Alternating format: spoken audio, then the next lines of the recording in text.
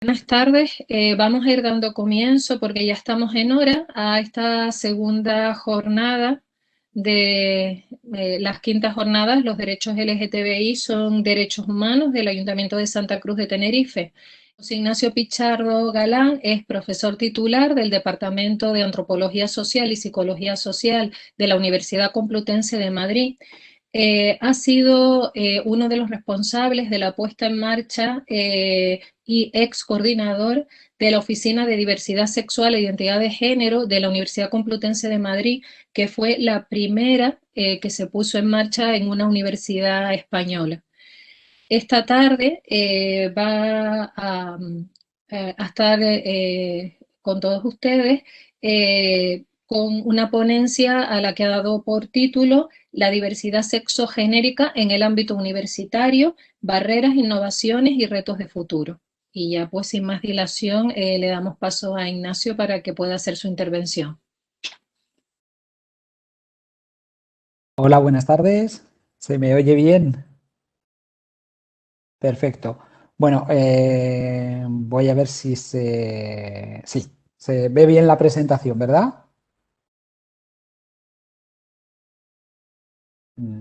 Begoña, ¿se ve? Creo que se ve, disculpa Ignacio, yo por lo menos como la estoy viendo en pantalla, no está pantalla completa. ¿Y ahora cuando las paso no se ven? Sí, pasa por ejemplo A ver, voy a volver a probar, voy a volver a Sí, es probar. que no está pantalla completa.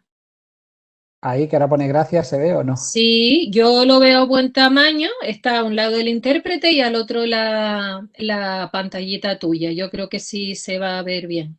Perfecto, pues nada, muchísimas gracias al Ayuntamiento de Santa Cruz por haber montado estas jornadas, que ya son las quintas jornadas, y yo creo que es muy importante que desde los ayuntamientos, desde los municipios también se tomen estas iniciativas de cara a promover el respeto, ¿no? del colectivo LGBTI, ¿no? Que formamos también parte de la ciudadanía, y bueno, sobre todo que sean las quintas, ¿no?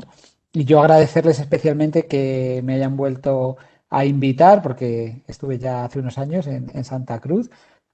Por supuesto, siempre es mucho mejor estar allí, que cualquier excusa es buena para estar en Tenerife.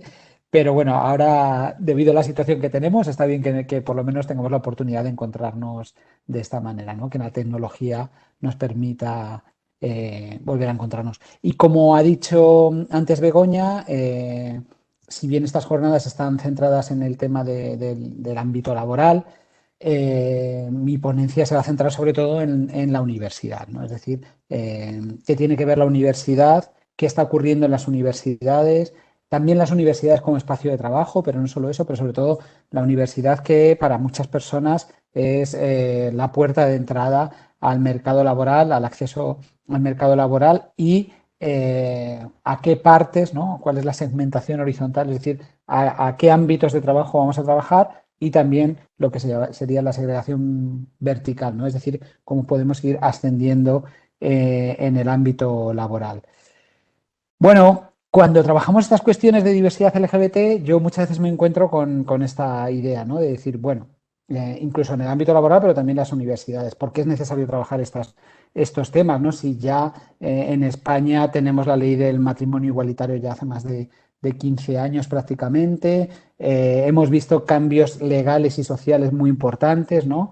Y España realmente en casi todas las encuestas que se hacen a nivel internacional, estudios de opinión, de actitudes, etcétera, etcétera, sobre el respeto y el reconocimiento de la diversidad sexual, de identidad de género, de expresión de género, vemos que en España efectivamente hay una gran mayoría respetuosa con la diversidad sexual, con la diversidad familiar y con la diversidad de expresión y de identidad de género, ¿no? Y eso no se puede negar. Yo creo que cualquier persona que hayamos vivido en este país durante un tiempo somos conscientes de esos cambios, ¿no? De esos cambios sociales y legales. Sin embargo, el cambio legal y el cambio de esa gran parte de la sociedad española no significa que hayan desaparecido las discriminaciones, las desigualdades e incluso las experiencias de acoso o de agresiones que puedan vivir las personas que forman parte del colectivo LGBTI+, ¿no? Es decir, las personas que se salen de esa norma o de la normatividad sexogenérica. Aquí, por ejemplo, tenemos los datos de la Agencia Europea de Derechos Fundamentales, de la FRA, que en 2019 llevó a cabo una segunda gran encuesta con más de 100.000 personas LGBTI de toda Europa que participaron en esta encuesta y que nos permite saber bastante, aunque le falte la representatividad estadística, porque trabajar con el colectivo LGBTI es difícil porque obtener esa representatividad estadística, pero podemos ver cómo en España, a pesar de que efectivamente es uno de los países donde más se reconoce y se respeta a las personas LGBT, el 41% de las personas LGBT en el año 2019, es decir, prácticamente ayer, sufrieron una experiencia de acoso o de discriminación en los últimos 12 meses, ¿no? Y en ese sentido, en este curso se puede ver que estamos incluso por encima de la media europea, de la Europa de los 28, que es 38. Es decir, que no necesariamente el avance legal y el avance social significa que, por desgracia, aún no hemos conseguido erradicar las situaciones de LGTBIQ-fobia en nuestra sociedad. Pero bueno, como decía antes, efectivamente España es uno de los países con mayor porcentaje de personas respetuosas con la diversidad sexual e identidad de género. Estamos hablando en las diferentes encuestas y estudios de opinión, estamos hablando de en torno al 80%, ¿no? Es decir, el 80% de la población española es respetuosa con las personas LGBTI o al menos dice serlo, ¿no? Que eso también es otra cuestión entre lo que se declara y lo que se es. Pero bueno, es un porcentaje muy alto. Y si nos creemos lo que la gente dice, eso significa que de cada 5 personas, 4 son respetuosas con la diversidad LGBT. Pero aquí viene la parte negativa: de cada 5 personas hay una persona que es abiertamente homofóbica, lesbofóbica, bifóbica, transfóbica, ¿no? Y la cuestión, y eso lo sabe todo el colectivo LGBT, es que yo, si llego a un nuevo ámbito laboral, si llego a un nuevo espacio de estudio, como pueda ser la universidad, si llego a un nuevo edificio, si llego a cualquier espacio, yo no sé si esas personas forman parte de ese 80% que es respetuoso o de ese 20% que es abiertamente, tiene actitudes abiertamente discriminatorias, ¿no? Entonces, esto es lo que ocurre para las personas LGBT, ¿no? Cuando llega a un nuevo espacio. Y si me toca a mí, el o la jefa o el jefe, el compañero, la compañera, la profesora, estudiante, siendo tu profe, compi de habitación, conserje, etcétera, etcétera, etcétera, que forma parte de esa minoría homófoba, lesbófoba, transfoba, etcétera, ¿no? Entonces, por eso es muy importante tener en cuenta dos cuestiones. Una, que a pesar de que la gran mayoría de la población española es respetuosa con la diversidad LGBT, esa minoría, que es significativa, el 20%, impone su ley del silencio, su ley de la homofobia, lesbofobia, bifobia, etcétera, en los ámbitos educativos y en los ámbitos laborales. ¿Por qué? Porque si yo entro a un aula en una universidad donde hay 50 estudiantes y 40 son respetuosos y 10 no lo son, esos 10 personas, 5 personas, 3 personas, 2 personas, una persona, me puede hacer la vida imposible. Especialmente si esa gran mayoría que es respetuosa no hace nada o mira para otro lado o ni siquiera es consciente de determinadas situaciones de discriminación que se están viviendo. Y esto tiene como consecuencia algo que no pude estar ayer en la presentación de Concha, pero conozco su trabajo porque el estudio es muy bueno y desde luego nos ha servido para otros trabajos que hemos hecho en otros ámbitos. Es esa invisibilización, ¿no? Es ese ocultamiento, no hablar de la propia orientación sexual, incluso en muchos casos de la identidad de género. Por eso, y aquí os traigo una buena práctica que yo entiendo que estamos llevando a cabo en la Universidad Complutense de Madrid, desde la Oficina de Diversidad Sexual e Identidad de Género, que empezamos a poner en práctica, que eran estas pegatinas con el escudo de la universidad y con la bandera del orgullo, ¿no? Es decir, pegatinas que el profesorado, pero se puede colocar en su despacho, en una carpeta, en su móvil, en el portátil, es decir, que el profesorado se está visibilizando como parte de esa mayoría que es respetuosa con la diversidad LGBT. Pero no solo el profesorado, sino que también, y esto me parece muy importante, también el personal de administración y servicios, es decir, la persona que está en la biblioteca atendiendo, la persona de la conserjería, la persona que está, yo que sé, en cualquiera de los servicios que ofrece la universidad. Y probablemente, si tú no eres LGBT, ni siquiera te des cuenta, o sí, pero si eres LGBT ya sabes que con esa persona te vas a poder expresar libremente cualquier tipo de situación. Y si es un docente o una docente, por ejemplo, si tú quieres hacer algún tipo de investigación para tu TFG, para tu TFM, tu tesis o lo que fuere, un trabajo de clase sobre este tema, sobre diversidad sexogenérica, pues sabes que esa persona va a estar abierta a ello. Entonces, yo creo que una idea muy importante es esta idea de visibilizarnos, que también seguro que mañana Óscar Muñoz va a comentar del ámbito laboral, ¿no? Lo de la cuestión de las personas aliadas. Creo que se me ha ido la presentación. Bien, se ve bien, ¿no? Se ve muy bien, sí. Perfecto, gracias, Begoña. Es que como tengo la pantalla chiquitita, yo no sé lo que estáis viendo. Vale. Si hay alguna pregunta, Begoña, o si alguna persona de las que está asistiendo tiene cualquier pregunta, comentario, que lo haga por el chat y tú, Begoña, me interrumpes, que no me importa que me interrumpan en la presentación y podemos incluso ir metiendo, aunque al final va a haber un espacio para preguntas y respuestas, si a alguien algo no le queda claro, quiere preguntar durante la presentación, lo puede hacer sin ningún problema. De acuerdo. Perfecto. Entonces, la cuestión es, como vamos a centrarlo en el tema de la universidad, es qué es lo que ocurre antes de la universidad, ¿no? Y eso es algo que también tenemos muchos estudios. Es decir, que las personas que no obedecen a la norma sexual y de género, es decir, las personas que son lesbianas, gays o bisexuales, es decir, por orientación sexual, pero también aquellas personas que son trans, que no se identifican con el género que se le asignó al nacer, bien porque, digamos, a mí se me ha asignado como niña y yo me siento un niño, o porque soy una persona no binaria, o cualquier situación en las que se incluyen bajo el paraguas del colectivo trans, ¿no? Y también las personas que sin ser lesbianas, gays o bisexuales y sin ser trans, se saltan las normas de género. Y esto es algo que también es muy importante, ¿no? Es decir, una persona heterosexual y cisexual, que no es transexual, eso sería el significado de la palabra cisexual, también puede sufrir discriminación por LGTBI-fobia. Porque si tú eres una chica que no responde a los cánones de género, que eres muy masculina, entre comillas, es decir, que haces cosas que se supone que no tienen que hacer las mujeres, y sobre todo si eres un chico que no hace cosas de chico, aunque seas heterosexual, también vas a sufrir el insulto maricón y también vas a sufrir la exclusión y toda esa violencia que lleva aparejado este sistema sexogénero, ¿no? Y este sistema de prejuicios sexogenéricos. Entonces, esto también, por desgracia, ocurre en el conjunto de la sociedad, pero también ocurre en las etapas escolares previas a la universidad, ¿no? En primaria y sobre todo en secundaria, donde se siguen dando a día de hoy situaciones de acoso escolar y de bullying, se siguen dando lo que se llama el currículum oculto, es decir, de lo que no se habla.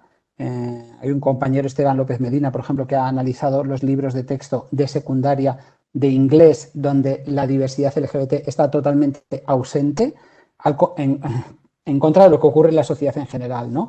Que sería el currículum oculto, o las familias LGBT hablan de cómo en esas etapas escolares en ningún momento aparecen familias que vayan más allá de la familia nuclear heterosexual, es decir, mamá, papá, niño, niña, como si en la sociedad española no existieran otros tipos de familias, familias homoparentales, familias reconstituidas, adoptivas, monoparentales, etcétera, etcétera, ¿no? Ese es el currículum oculto, de qué no se habla en los recorridos escolares, y después tendríamos el currículum explícito. Y todo esto lo que hace es que no es solo lo que ocurre en la universidad, sino que cuando queremos ver a lo que pasa en la universidad tenemos que ver también quién no llega a la universidad, ¿no? Es decir, todo este sistema de violencia, todo este sistema de discriminaciones y de prejuicios sexogenéricos pueden constituirse en una barrera para muchas personas que ni siquiera pueden llegar a ella, ¿no? Por un lado, porque toda esta presión va a limitar las posibilidades de desarrollo afectivo, expresivo y académico de las personas que se salen de la norma sexogenérica, ¿no? Y por otro lado, muchas veces incluso sometidas a la presión del acoso escolar, que a veces, aunque tú no lo recibas en primera persona, Esto es lo del horizonte de la injuria, ¿no? Si estás viendo que se lo están haciendo a tus compañeros y a tus compañeras que se salen de la norma, pues tú ya sabes que no te tienes que salir de esa norma, ¿no? Es decir, que si tú eres lesbiana y estás viendo que le están haciendo la vida imposible a una compañera que es lesbiana o que la están insultando, pues tú no te vas a visibilizar como lesbiana, probablemente, ¿no? Pero eso ya tiene un coste. Y por otro lado, y esto también existen diferentes estudios, sobre todo a nivel internacional, que muestran cómo este tipo de acoso por orientación sexual e identidad de género hace que baje el rendimiento escolar, ¿no? Es decir, que tengas peores notas, por así decirlo, e incluso en muchos casos el abandono de los estudios, ¿no? Sobre todo y especialmente con el colectivo de personas trans.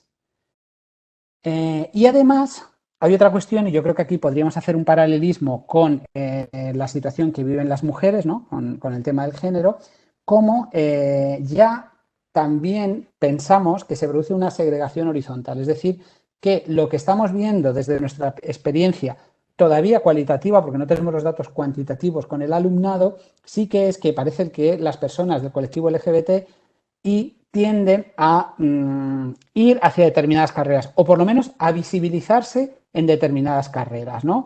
Es decir, por ejemplo, y normalmente son aquellas carreras que están feminizadas.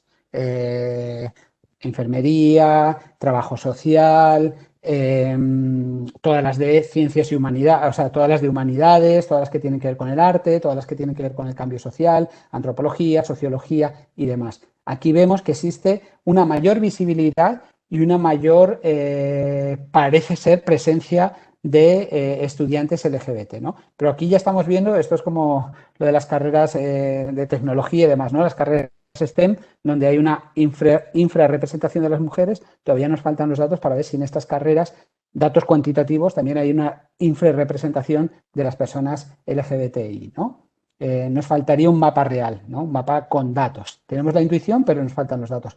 Pero en la investigación cualitativa sí que nos sale, ¿no? Por ejemplo, nosotros en el proyecto ADIM, este proyecto que luego os voy a hablar un poquito, que hicimos en empresas y universidades, en la parte cualitativa, por ejemplo, que participaron varias universidades españolas, decían, una chica decía, no se ven parejas de chicos y chicas en la UMA, no se ven parejas de la mano, en actitudes cariñosas. La gente tiene mucho miedo a cuidarse de los espacios. Aquellos espacios que son favorables y aquellos que quizás todavía no lo son, en los que tienen miedo o mayor preocupación a mostrarse visibles. Se hizo el año pasado un TFM para analizar el nivel de homofobia en distintas facultades de esta universidad, de la Universidad de Málaga, y se vio que en distintas facultades existían distintos niveles de homofobia. Se analizaban las facultades de Psicología, Derecho, Ingeniería y Trabajo Social. Y se vio que había una diferencia estadísticamente significativa entre, por ejemplo, Derecho e Ingeniería con respecto a las otras facultades más orientadas a la intervención social, ¿no? Es decir, los pocos datos que vamos teniendo cuantitativos, y en este caso cualitativo porque era un TFM, apuntan a que sí que hay esta segregación horizontal en las carreras, en los estudios, que obviamente después se va a reflejar en el ámbito laboral, ¿no? A ver si consigo pasarlo. Sí.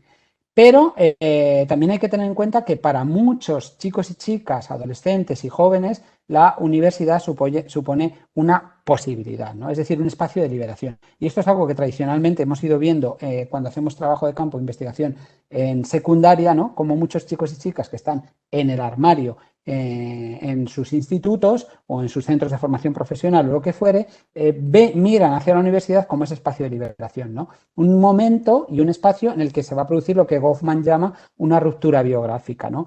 Él habla de escapar del control de los otros como biógrafos. ¿Qué quiere decir esto? Que en muchos casos supone un cambio de ciudad, por ejemplo, y no necesariamente que se tengan que ir a una gran ciudad como pueda ser Madrid o Barcelona, ¿no? Sino que simplemente un cambio de ciudad, yo qué sé, pues vivo en Tenerife y me voy a Las Palmas o viceversa para estudiar, eso ya implica un cambio, una ruptura en la biografía, porque empiezas, por así decirlo, de cero, con nuevas amistades, nuevos grupos, nuevas redes interpersonales, y eso hace que quizás empieces a presentarte de otra manera, empieces a decir pues que a hablar de tu identidad de género o a hablar de tu orientación sexual de una forma mucho más abierta, ¿no? Bueno, hasta aquí estaría un poco lo que ocurre antes de la universidad, que como veis influye a lo que cómo, a quién llega y cómo se llega y a dónde se llega de la universidad, y posteriormente va a influir en el ámbito laboral. Ya una vez dentro de la universidad, sí que vemos que existen distintas barreras. Barreras y cuando nosotros hicimos nuestra investigación con Luis Puche, que es con quien también he trabajado mucho de lo que os voy a contar hoy aquí, que ahora está en la Universidad de Málaga precisamente, veíamos, nos parecía interesante utilizar esta idea que surge de la diversidad funcional, discapacidad y demás, ¿no? Cuando están hablando de las barreras que se encuentran las personas que por cuestiones de diversidad funcional el acceso lo ven complicado, ¿no? No solo el acceso, sino también la permanencia, ¿no? Entonces, dividimos o encontramos diversos tipos de barreras. Las primeras serían las barreras epistemológicas, ¿no? Y la primera barrera que encontramos es esta idea de que la universidad es el espacio del conocimiento, ¿no? Del conocimiento así con mayúsculas, como si fuéramos meros cerebros pensantes que llegamos allí sin sexualidad, sin cuerpos, sin distintos tipos de cuerpo, sin vulnerabilidades, sin estar posicionados, sin raza, sin etnicidad, sin clase social, ¿no? Aquí es el conocimiento objetivo de por sí, ¿no? Cuando sabemos que en realidad eso no es así, ni en la universidad ni en ningún espacio, ¿no?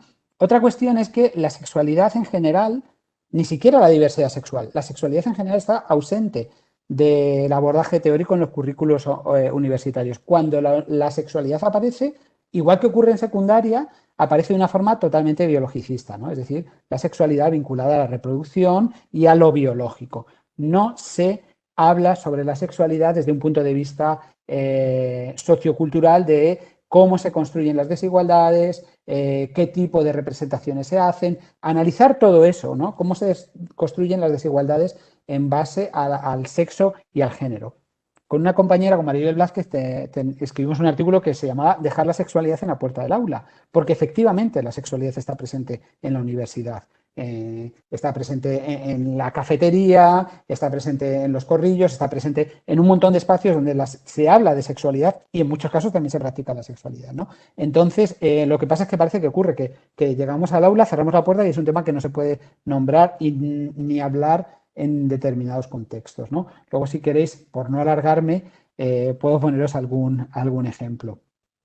Y luego esta idea de que la universidad se presenta como un espacio androcéntrico, eurocéntrico, heterocéntrico y ciscéntrico, ¿no? Como un poco en línea con lo que habíamos planteado al principio, ¿no? Como sujetos capaces, autónomos, sin afectividad y consagrados al conocimiento y la ciencia, y por supuesto heterosexuales y cisexuales. Además de estas barreras epistemológicas, también veíamos barreras físicas y arquitectónicas, ¿no? Y aquí sobre todo pensábamos en el colectivo trans, ¿no? Me gusta esa imagen de algo que para la mayor parte de las personas es tan cotidiano como ir al baño y cómo los espacios arquitectónicamente están organizados para que cada vez que vayamos al baño en la universidad tengamos que definirnos como hombres o como mujeres, ¿no? Ante nosotros y ante todos los demás, ¿no? Entonces yo creo que las personas trans en la universidad lo que nos muestran es ¿dónde están esos espacios separados para hombres y para mujeres? Los baños, los vestuarios, ¿no? Las actividades deportivas, los equipos de fútbol de hombres y fútbol de mujeres, rugby de hombres y rugby de mujeres, etcétera, etcétera, ¿no? Son espacios en los que la universidad estamos constantemente reforzando este binarismo, por así decirlo, ¿no? Y el tema de los vestuarios, pues en el caso de la homofobia y la transfobia, constituyen lugares especialmente marcados y amenazantes en la construcción de una masculinidad excluyente, ¿no? Yo creo que, sobre todo en el caso de los varones, el vestuario masculino es como el espacio, por el tema de la masculinidad esta tradicional, que es prácticamente intrínseca a la homofobia, donde hay que performar esa homofobia, transfobia, LGTB-fobia. Después encontramos también barreras burocráticas, ¿no? Todos esos documentos universitarios con nombre y donde se marca el género, el carnet de la universidad, las listas de clase, la dirección de email, el campus virtual, las calificaciones, etcétera, etcétera, ¿no? También ahí esto supuso un reto para la Complutense cuando hicimos el protocolo de reconocimiento del nombre y el género de las personas trans, con autodeterminación, es decir, la gente nos decía, yo quiero que se me llame con este nombre y que se me trate con este género, y la universidad no tenía ningún problema en hacerlo, por supuesto cumpliendo con la ley que tenemos en la Comunidad de Madrid, pero ahí nos dábamos cuenta de la cantidad de bases de datos, de espacios, de elementos de la universidad donde aparecía el nombre y el género, ¿no? Cuando teníamos que ponernos en marcha para cambiarlo en todas esas bases de datos y en todos esos espacios, ¿no? Y luego los formularios que que no están pensados para personas trans, que no están pensados para personas no binarias, aunque cada vez más formularios sí lo están. En la Complutense ya se está trabajando para incluir una tercera casilla para las personas no binarias. Por ejemplo, el programa que tenemos para estudiantes Erasmus, que es un programa que viene desde Alemania, ofrece varias posibilidades, no solo hombre y mujer, persona no binaria, prefiero no definirme, etcétera. Y también la cuestión cuando en los formularios se preguntan por padre y madre, ¿no? Por ejemplo, esta idea de que no está presente todavía la posibilidad de que haya familias que vayan más allá de la familia nuclear heterosexual. Y por último, las barreras simbólicas, ¿no? Y yo creo que en este sentido la principal es la invisibilidad de las personas LGBT. Por supuesto, las personas LGBT, muchas están en la universidad, a pesar de esas dificultades que podíamos haber comentado al principio, pero no son visibles en general, ¿no? Es decir, faltan referentes de personas LGBT. Curiosamente, o no tan curiosamente, el alumnado es el que está empujando, yo creo, esta visibilidad. Cada vez más son los chicos y chicas, nuestros estudiantes, los que y las que están haciéndose visible y demandando a la universidad el reconocimiento.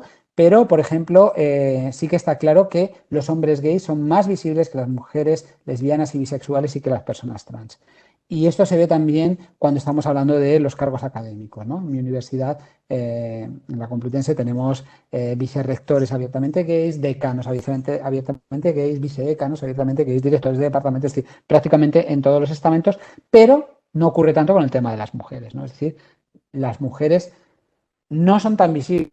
¿Es esto un problema de las mujeres que son más vergonzosas o como hay veces que se dice, bueno, pues oye, que se visibilicen o lo que sea? No, no, no, no. O sea, si es algo estructural, si lo que estamos viendo es que estructuralmente los hombres gays lo están diciendo y las mujeres no, algo no estamos haciendo bien como universidad con las mujeres lesbianas y bisexuales porque no lo están diciendo, ¿no? Es decir, eso es un síntoma de que como universidad no nos estamos mostrando como una universidad que respeta a las mujeres bisexuales y lesbianas, ¿no?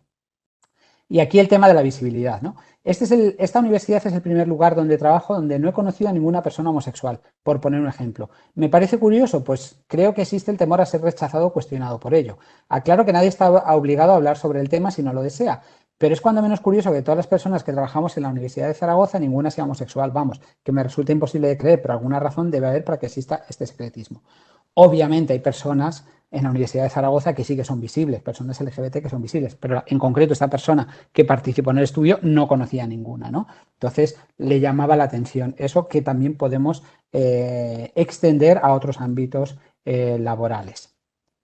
Y que por supuesto tiene una influencia, porque si resulta que el profesorado, los y las investigadoras de referencia, el personal de administración y servicio no se puede visibilizar como persona LGBT, también estamos mandando un mensaje a los y las estudiantes, ¿no? Estábamos con las barreras simbólicas y bueno, pues esta ausencia de plataformas institucionales específicas, es decir, de oficinas específicas, espacios específicos, desde la universidad, no tanto asociaciones de estudiantes LGBT, que sí, que también son importantes que existan y que hay que promoverlas, o grupos de investigación, sino como algo que sea institucional desde el ámbito de la propia universidad, ¿no? Y luego, ese miedo que hemos dicho antes, ¿no? A encontrarse con el 20% del alumnado, del personal de docente e investigador o del personal de administración y servicios que sea homotransfóbico, ¿no?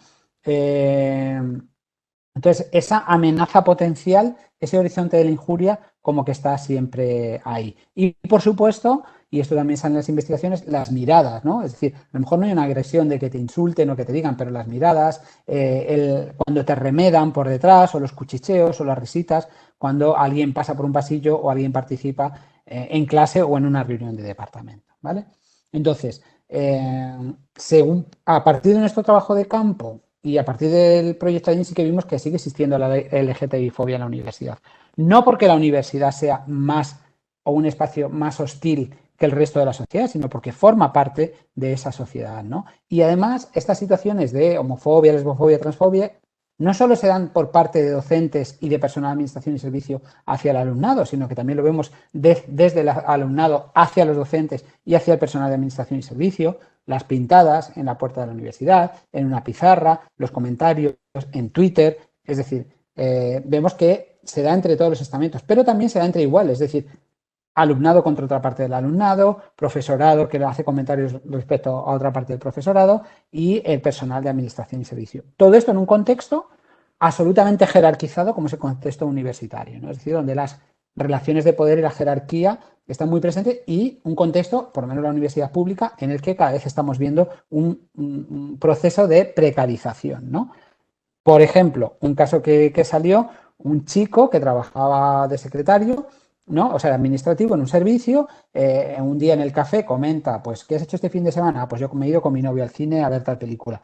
Y entonces, a partir de ese momento, su superior, este chico tenía un contrato temporal, el superior a partir de ese momento empieza a hacer comentarios de un funcionario, contrato fijo, su jefe, de cómo echo de menos cuando éramos jóvenes y nos íbamos a pegar palizas a los gays, ¿no? O a los maricones, mejor dicho. Es decir, este tipo de situaciones las encontramos. Pero es que este tipo de situaciones las encontramos porque nos hemos puesto a preguntar por ellas y a escucharlas, pero si no, están invisibilizadas y la gente se cree que no ocurren. Pero no ocurre solo en esta universidad, probablemente ocurra en todas, ¿no? Ayer nos presentaron este esquema del trabajo que coordinó Concha y yo creo que es muy importante todas estas que ya hemos visto de los insultos, del mobbing, este tipo, pero fijarnos en lo que se comentaba ayer, en los comentarios, en las bromas, en los rumores, es que fulanita es lesbiana o es que menganito es bisexual o lo que fuera, ¿no? Y sobre todo la cuestión del ocultamiento, que también se da en el ámbito laboral, ¿no? Es decir, cuál es la consecuencia del rumor, cuáles son las consecuencias de las bromas y de los comentarios y cómo se eliminan otras características de tu perfil personal y profesional, ¿no? Yo, por ejemplo, una compañera de otra facultad, pues se encontró con un compañero de mi facultad y le dijo, ah, pues mira, yo en tu facultad conozco a José Ignacio Pizarro, y le dijo, vaya hombre, el maricón, ¿no? Es decir, yo ya no soy profesor de antropología social, no soy director de un grupo de investigación, no soy vicedecano, no soy mejor o peor profesor, sino que ya simplemente todo eso desaparece y yo paso a ser definido únicamente por mi orientación sexual, que además, desde un punto de vista totalmente despectivo, ¿no? Y además tenemos otra dificultad que es los contextos internacionales, o sea, la universidad que tiende a la internacionalización. Hemos visto que esta es la situación en España, pero claro, ¿qué es lo que pasa si tú, por ejemplo, este es un caso real, ¿no? Eres una mujer que se dedica a las matemáticas, eres lesbiana y resulta que el principal congreso de tu disciplina tiene lugar en Rusia. ¿Vas a ir a Rusia siendo una mujer abiertamente lesbiana? ¿Te tienes que ocultar si vas a Rusia? ¿Dejas de ir al Congreso con lo que se supone para tu carrera académica? Y cuando digo Rusia, podemos pensar en muchísimos espacios, ¿no? Es decir, intercambios docentes, intercambios de investigación, que a lo mejor en determinados países o no quieres o ni siquiera puedes o te planteas trasladarte, ¿no? Entonces, todo esto hace que también muchas veces, al igual que ocurre, probablemente mañana nos comentarán también más de esto, que los espacios informales es donde se piensan proyectos, donde se conoce gente, donde se establecen redes, en los congresos, etcétera, etcétera, etcétera. Si tú no vas a esos espacios, no hablas de tu vida, ya pasas a ser el raro, la rara, este tipo, algo oculta, ¿no? Y todo eso se une a una visión que te dificulta al final la promoción laboral también en el ámbito de la universidad. Y aunque mañana, no sé si Óscar os va a dar estos datos, probablemente sí, referidos al conjunto de la sociedad, pero fijaos, en el proyecto ADIM participaron, pasamos una encuesta, os lo contaré un poquito, y había 472 personas LGBT que trabajaban en las universidades, ¿no? Estas personas, el 12% estaba totalmente en el armario en su vida privada, que ya me parece un dato bastante fuerte, es decir, más de 1 de cada 10 personas LGBT no se lo dice a nadie, ni siquiera en su vida privada. Pero resulta que el 25% solo era visible con algunas personas, el 32% con la mayoría y el 32% también abierto totalmente su vida privada. ¿Qué ocurre cuando van a trabajar, en este caso, cuando van a trabajar a las universidades? Que vemos cómo el porcentaje de personas que está totalmente en el armario o mayormente en el armario crece significativamente, ¿no? Pasa del 37% al 54%. Esto lo que nos está mostrando es que efectivamente las universidades son espacios, como espacio de trabajo, son espacios hostiles, más hostiles que la sociedad en general para las personas LGBT. Y si sumamos este 18%, estamos hablando ya de un 72% de personas que no lo pueden decir a todo el mundo en su ámbito laboral. Porque este 18%, aunque sea visible con la mayoría de personas, si hay gente a la que no se lo tiene que decir, Eso es bastante significativo. Tú imagínate que eres judío y no lo puedes decir en tu trabajo a todo el mundo y dices, es que bueno, hay determinadas personas que no le puedo decir que soy judío, porque claro, puede tener consecuencias en mi carrera profesional. Obviamente estamos hablando de una situación de discriminación que todo el mundo la ve claramente, ¿no? Pues aquí podríamos hacer un paralelismo con esa situación. ¿Y qué ocurre con los distintos sectores dentro de las personas que trabajan en la universidad? El personal docente e investigador, el personal docente e investigador en formación, los que siguen las personas, lo que antiguamente se llamaba becarios, que ahora no son becarios porque tienen contrato, y el personal de administración y servicios. Y vemos como la cosa está bastante más complicada para el personal de administración y servicios que para el personal docente e investigador, y el personal docente e investigador, que normalmente es más joven, es más abierto, pero fijaos que el porcentaje sigue siendo también bastante alto, ¿no? Un 15% que no se lo dice a nadie. No tenemos mucho tiempo, creo que me quedan como unos 5 minutillos, por hablar del tema de la docencia. Pues es que resulta que nos encontramos que no existen titulaciones específicas sobre diversidad sexual o identidad de género, aunque hay demanda, ¿no? Pero bueno, ¿por qué esto no existe? Porque es difícil crear nuevos estudios y aún así, a día de hoy, pues tenemos un par de másteres, máster universitario en estudios culturales y artes visuales con perspectiva feminista y queer, y el máster universitario en estudios LGBT de la Complutense. Asignaturas, pues es que hay, en toda la Universidad Española, en todos los grados y másteres, apenas hay asignaturas sobre diversidad sexual e identidad de género, ¿no? Quitando las de estos másteres, pues por ejemplo, en la Universidad de Málaga una asignatura sobre titulada Comunidad de Lesbianas, Gays, Transexuales y Bisexuales, o en el máster de las universidades catalanas de género, pues una asignatura sobre estudios gays, lesbianos y queer. Y entonces, ¿qué ocurre? Pues que el profesorado, más o menos, según su formación y sus intereses, lo meterá, si puede y quiere, en asignaturas más amplias, ¿no? Por ejemplo, esto lo vemos en los másteres de formación del profesorado. Suele haber una asignatura de atención a la diversidad en educación, en la que muchísimos docentes, cuando hablan de diversidad, no incluyen la diversidad LGBT, y otros aprovechan para meterlo aquí, ¿no? Y lo que sí que hay mucho y cada vez más son cursos, jornadas, congresos que reconocen créditos ECTS que son optativos, ¿no? Es todavía un poco así en la periferia de la docencia. ¿Qué pasa con el tema de la investigación? Pues que es difícil también conseguir financiación para hacer este tipo de investigaciones, ¿no? ¿Por qué? Porque para que a ti te financien un proyecto de investigación, tú necesitas que todas las personas que te lo evalúan te den la máxima puntuación, porque son muy competitivos, ¿no? Entonces, si a ti te va a evaluar una persona que forma parte de ese 20%, que es un porcentaje bastante alto, pues probablemente tu proyecto de investigación no va a salir adelante. A pesar de todo, cada vez existen más proyectos financiados sobre cuestiones de diversidad sexual e identidad de género, sobre el colectivo LGBT y demás, ¿no? Pero sí que es cierto que incluso para muchas personas que empiezan a trabajar sobre estos temas, este objeto de estudio puede suponer un lastre. Es decir, no es lo mismo estudiar el autismo o la crianza del champiñón que la diversidad sexogenérica, ¿no? Porque luego lo vamos a ver, a lo largo de toda tu carrera académica, las personas que somos docentes, investigadores e investigadoras, estamos constantemente siendo evaluados, ¿no? Y ahí te puedes encontrar con personas que, por motivos que no son académicos, sino meramente ideológicos, pues te evalúen negativamente, ¿no? Por ejemplo, esta persona decía, las personas que investigamos sobre temas de identidad de género hemos sido discriminados durante décadas y se nos han denegado sexenios de investigación por considerar que nuestras publicaciones eran divulgación y un mero pasatiempo.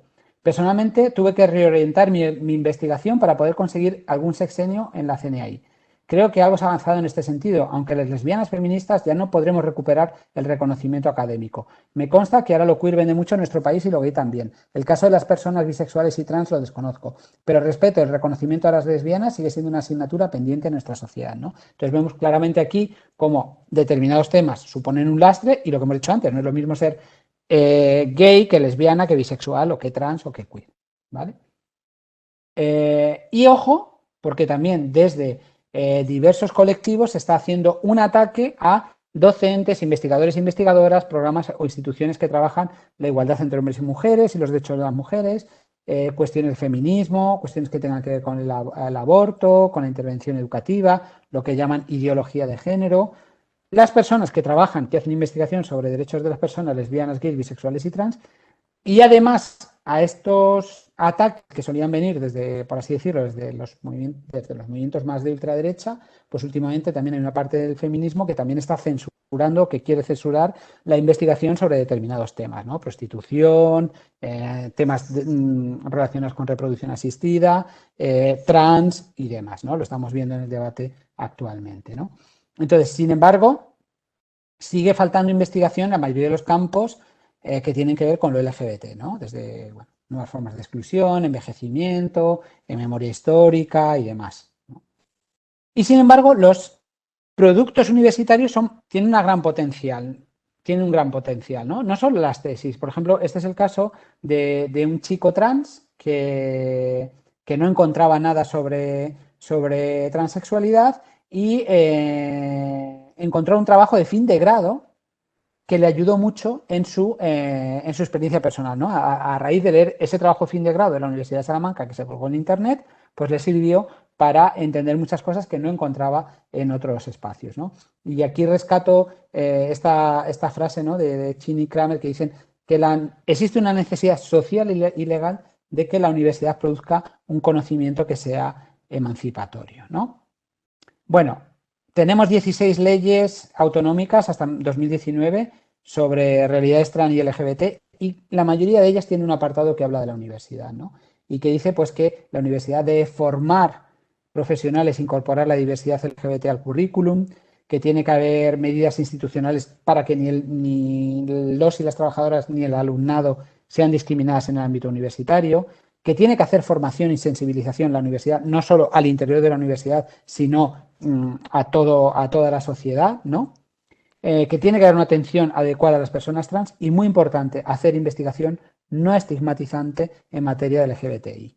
Porque, fijaos, la mayoría de leyes, o muchas leyes LGBT autonómicas dicen que hay que hacer investigación sobre estas cuestiones. ¿Qué pasa, por ejemplo, con las personas LGBT en el ámbito laboral? ¿Qué pasa con las personas trans en el ámbito laboral, en el ámbito educativo? Y se están quedando en papel mojado. Y la universidad podría tener o debería tener un papel protagonista en este tipo de investigaciones, ¿no? En hacer investigaciones de calidad.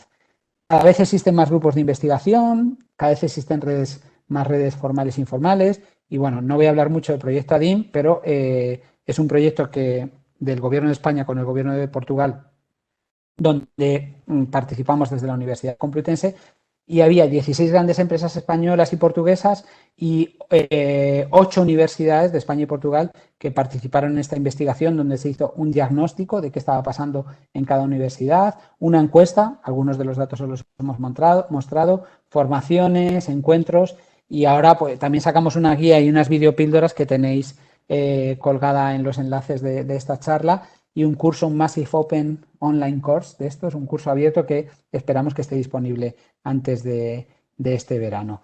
¿Qué se pueden hacer? Pues políticas, declaraciones, tener servicios específicos, ¿no? Como algunas universidades están teniendo servicios específicos para el colectivo LGBT, planes de igualdad, algunas los ponen en los planes de igualdad de género y otras en otros planes de igualdad de diversidad, ¿no? Y protocolos específicos, ¿no? Frente al acoso, para el cambio, para el reconocimiento de nombre y género de las personas trans. Hay algunas buenas prácticas, por ejemplo, el año pasado, en 2020, en plena pandemia, 5 universidades se unieron para hacer el orgullo universitario, hicieron campañas en línea, ¿no? Como estas de Somos Heterogéneas, y se hicieron como 9 sesiones donde participaban personas de distintos ámbitos universitarios sobre distintas cuestiones que tenéis ahí, ¿no? Desde audiovisuales, educación física, derecho, investigación, etcétera, etcétera. Por cierto, Marina Sáenz, que la veo ahí, ha sido nombrada presidenta del Consejo de Participación LGBTI estatal, y me parece muy importante que una persona que viene del ámbito de la universidad ocupe este puesto. Esta guía también es muy interesante, de las universidades catalanas para incorporar la diversidad sexual y identidad de género. Y bueno, hay redes internacionales también sobre la cuestión, ¿no? Yo creo que el principal indicador de que se están haciendo bien las cosas es cuando en los pasillos de las universidades, en las cafeterías, en las bibliotecas, vemos que las parejas del mismo sexo expresan su afectividad, o que las personas expresan su identidad y expresión de género libremente. Y bueno, ¿qué retos tenemos? Y esta ya es la última diapositiva. Pues yo creo que convertir que las universidades tienen que ser laboratorios de formas alternativas e inclusivas de convivencia. O sea, la universidad tiene que estar en la avanzadilla de todos estos cambios sociales, ¿no? No puede ir a rebufo de esos cambios, ¿no? Incorporar esta problemática, lo que hemos dicho antes, crear servicios específicos, tener protocolos, el tema de la formación, no solo al alumnado, sino también al profesorado y al PAS, incorporarlo en el currículum, asignaturas, estudios y demás. Por supuesto, hacer investigación y tener y constituir un apoyo. Todo esto con el apoyo legal de las leyes que hay en las comunidades autónomas y las leyes estatales que esperemos que finalmente lleguen, ¿no?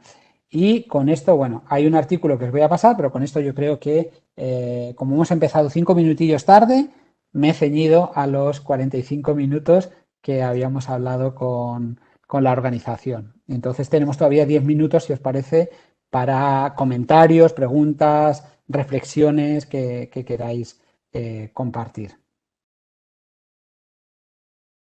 Y ahora a ver si consigo dejar de compartir esto. Aquí. Muchas gracias, Ignacio. La verdad que ha sido una ponencia muy ilustradora. Además, has conseguido sintetizar muchísimos de los ejes que hay que analizar efectivamente con lo que está sucediendo en el ámbito universitario. A ver, yo les recordé hace un poquito que teníamos ahora un espacio para turno de preguntas. Eh, de momento, por lo menos que me haya llegado a mí, veo que uno de los comentarios que sí que han puesto señala una de las personas participantes que en esta misma línea que estaba comentando Ignacio sobre materias y estudios con este contenido, que existe un informe de la Universidad de Córdoba del 2018 que lo aborda y nos pone por aquí el enlace, ¿vale? Como yo les recordé ayer, estos enlaces que ustedes vayan mandando, se va a habilitar una pestaña en la página de web de las jornadas y iremos incorporando todas aquellas cosas que también las personas participantes nos digan como documentos de interés y que consideren que pueden aportar al resto, porque también uno de los objetivos de la jornada es crear todas aquellas sinergias posibles y hacer un cuerpo común que nos permita estar compartiendo y avanzando en esta materia. Ignacio, y no sé si querías comentar algo en relación a este estudio que nos compartía este compañero. No, no lo puedo ver en las preguntas. Tengo aquí dos preguntas de Begoña del Carmen, Martel, bueno, comentarios, Martel, pero no me llega el enlace este que has comentado. No lo conozco, el estudio este de la Universidad de Córdoba, pero me encantaría conocerlo porque justo estamos recopilando toda esta información. Obviamente cada vez se están moviendo más cosas y destaco aquí también lo que comenta Begoña, por ejemplo, del caso de La Laguna. O sea, que sí que es verdad que cada vez más universidades están empezando a abordar estas cuestiones. De hecho, se está intentando crear una red que todavía solo puede ser informal sobre la cuestión. Y sí, cada vez más también, cada vez más universidades están incorporando los protocolos para el reconocimiento del nombre y el género del el alumnado trans, afortunadamente. Aunque por desgracia, esto es como siempre la botella medio llena o medio vacía, aunque por desgracia no todas lo tienen, ¿no? Pero qué bien que cada vez más universidades se van uniendo a esto. Y también comenta Begoña un título propio de el experto en pedagogías feministas y queer. Lo que pasa, este no lo he puesto porque esto es lo que yo llamaba la periferia de las formaciones, es decir, no son títulos oficiales. ¿Me explico? O sea, que un título propio, por ejemplo, no te haces un doctorado. Un máster sí te haces un doctorado. Las asignaturas lo mismo. No es lo mismo tener un curso o tener una asignatura que realmente está en una carrera, yo qué sé, en la carrera de medicina, que tengas una asignatura que trabajes esta cuestión o en psicología o en lo que fuera, ¿no? Es decir, que sí que vemos cada vez más, hay títulos propios, etcétera, etcétera, pero justo lo que es, y probablemente hay alguno más, y si hay alguna persona aquí que lo sepa, pues que nos lo comente, pero nosotros solo hemos encontrado esos dos másteres oficiales y, por ejemplo, la Universidad de Salamanca me consta que también ha sacado ahora un máster que es un título propio también, etcétera, ¿no? Y luego el tema de las asignaturas, que esperemos que cada vez haya más y que efectivamente no demos abasto para contar todas las experiencias. Había Creo otra pregunta. que tienes otra pregunta, ¿verdad? Es que yo no la puedo ver porque te la han dirigido a ti, entonces si tú mismo nos la compartes. Pues es que resulta que, a ver que lo veo yo aquí, yo solo veo las de Begoña y ahora no sé por qué no veo ninguna. Creo que era una de Silverio, comentaba, pero no sé si lo... Vale, mira, esta sí la estoy viendo yo ahora, se ve que Sí. me la redirigió, ¿vale? Dice, muchas gracias al ponente por su interesante intervención. ¿Cuáles cree que son las resistencias en el ámbito universitario para la incorporación de la diversidad LGTBI en la enseñanza universitaria? Un saludo. Bueno, yo creo que en primer lugar tenemos las resistencias que podemos encontrar en cualquier parte de la sociedad, ¿no? Estos colectivos que puedan ser más ultraconservadores o similares que he comentado antes. Pero luego hay unas resistencias que tienen que ver con las propias dinámicas universitarias, ¿no? Por un lado, fijaos que hace unos años especialmente, y aquí hay que reconocer que fueron los institutos de estudios feministas, de estudio de género, de estudios de las mujeres, los que dieron cabida a las personas que queríamos trabajar sobre estas cuestiones, porque es que un problema, y esto hay bastantes casos, de gente que quería hacer investigación sobre homosexualidad, sobre, yo qué sé, lesbianismo en la literatura del 19 o lo que fuera, no encontraban directores o directoras que quisieran dirigirles. Y cuando nos hemos puesto a trabajar sobre estos temas, pues quizás hace 20, 25 años, 15 años incluso, han sido normalmente mujeres feministas, que no tenían miedo a que se las identificara con el colectivo LGBT, porque esto es algo que también pasa. O sea, yo recuerdo perfectamente, bueno, ya estoy ya con las canas estas, ¿no? Pero a principios de los años 2000, cuando yo presenté mi tesina para la suficiencia investigadora, un miembro del tribunal lo cogió así, como si tuviera, yo qué sé, el trabajo que fuera a contagiar algo, dijo, bueno, yo este trabajo no puedo comentar nada porque a mí este tema me pilla muy lejos. ¿No? Es decir, o sea, me pilla tan lejos lo de la homosexualidad que ni siquiera puedo leerlo ni comentar nada, ¿no? Es decir, ese tipo de comentarios no hacen tanto tiempo, ¿no? Entonces yo creo que una de las resistencias está ahí, está en la homofobia, está en esa masculinidad tóxica y demás. Y luego hay otra resistencia más estructural, ¿no? Que tiene que ver con, claro, a lo mejor las personas que en ese momento éramos doctorando, hoy en día, yo por ejemplo soy profesor titular, o hay muchas personas que son catedráticas, etcétera, etcétera, ¿no? Es decir, que ya ocupamos otros puestos en la universidad que sí que nos es más fácil acoger las iniciativas que están llegando. Pero para que se planteen nuevos estudios, nuevas carreras, es complicado, porque hay que pasar una serie de requisitos, los de la Agencia Nacional de Acreditación de la Calidad, ¿no? La ANECA, que tiene que haber pues X número de docentes que trabajen sobre estas cuestiones, ponen de acuerdo. O sea, por ejemplo, el máster en estudios LGBT de la Complutense, Fran Zurian, que es el coordinador, pues fue prácticamente una pesadilla burocrática para poder sacarlo adelante. Pero sí se puede, es decir, si existe el respaldo político de la universidad que se quiere hacer, al final se hace, ¿no? Y yo creo que esas serían las principales, ¿no? Es decir, que a la universidad también, y también depende de las universidades, a la universidad le cuesta moverse, no es como un dinosaurio ahí que para incorporar nuevos estudios y demás, pues los procesos son a veces burocráticos. No sé si tú tienes alguna más, Ignacio. He visto que ha entrado una de Alejandro, o un comentario, Alejandro Melián, pero tampoco lo puedo ver. Los veo cuando entran, pero luego no. Ay, espérate, que aquí veo un chat. Ah, mira, sí, aquí puedo verlos ya. Ahora, por fin. Es que no sabía cómo entrar a verlos. Es por si te ha entrado a ti, yo no lo estoy visualizando, ¿vale? Por si te la han Ah, dirigido solo vale. a ti. Alejandro deja el enlace, sí. Silverio comentaba las resistencias. Ujú. eh, Sí, Sergio, sí. el de la universidad. Y Sí, ahora veo sí. aquí también, un segundín, porque he visto también Vicky Barambones, no sé si ha metido un... No, vale. Vale, yo lo de Vicky no lo veo, pero entiendo porque ella nos lo comunicó por un correo que querían compartir también un enlace a un informe y una campaña de SEAR que es de interés. A ver, es que a mí no me ha entrado. Sí, Lo debes no estar solo es un estudio, no solo es una campaña, sino que también hay un estudio de CEAR que un habrá sobre informe. la situación de las personas migrantes o demandantes de asilo al ámbito, a las personas LGBTIQ, Sí. al ámbito laboral. O sea que yo creo que sí que puede ser muy interesante también para las personas que estáis interesadas en estas jornadas tener acceso a ese estudio y a la presentación del mismo, que también está colgada Entonces, si Vicky lo puede Sí. compartir, sería genial. Sí, Vicky nos lo ha compartido y entonces lo vamos a albergar también en la página web de la jornada, ¿vale? Como les digo, a partir de mañana va a haber una nueva pestaña y todos los informes y documentación que las personas participantes nos están haciendo llegar, pues ahí también la incorporaremos y la podrán consultar. Eh, bueno, en tanto que no hay más preguntas, yo sí, para cerrar ya, sí que te formularía una que va en línea de lo de un poco las resistencias que comentaba, nos decía Sergio, ¿no?